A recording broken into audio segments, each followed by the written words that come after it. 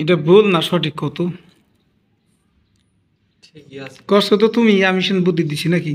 হ্যাঁ সঠিক না ভুল কও? ঠিক আছে। কেমনে ঠিক আছে এটা বোঝাও। এই যেমন দুইটা চাবি লাগতো না দুই সাইডে, আর তো দুইটাই।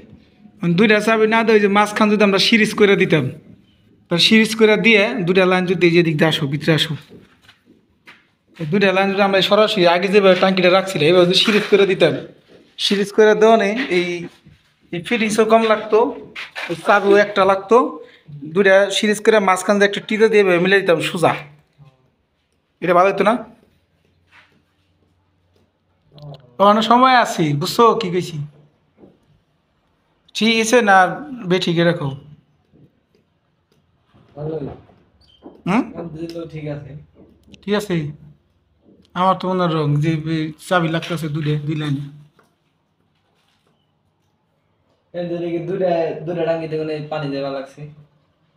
মানে দুইটা টাঙ্গিতে পানি দেওয়া আছে, পানির প্রেশার বেশি বুঝতো, হ্যাঁ এটাই বেশি।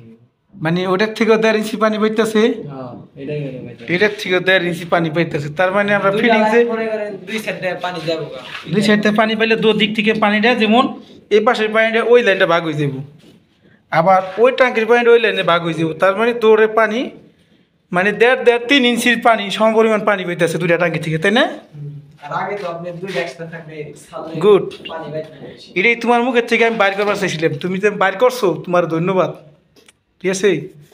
তাহলে দেখলাম যে বুদ্ধি একটু ফুটছে আর কি, বেশি ফুটে নাই, অল্প একটু ফুটছি, ঠিক আছে? তাহলে আমাকে ভুল নাই, যদিও মাল দুটা বেশি লেগে থাকে, হ্যাঁ তা ভালো হয়েছে। প্রেশার ঠিক থাকবো, কাজে করে উঠেছি, ঠিক আছে নাকি? হুম।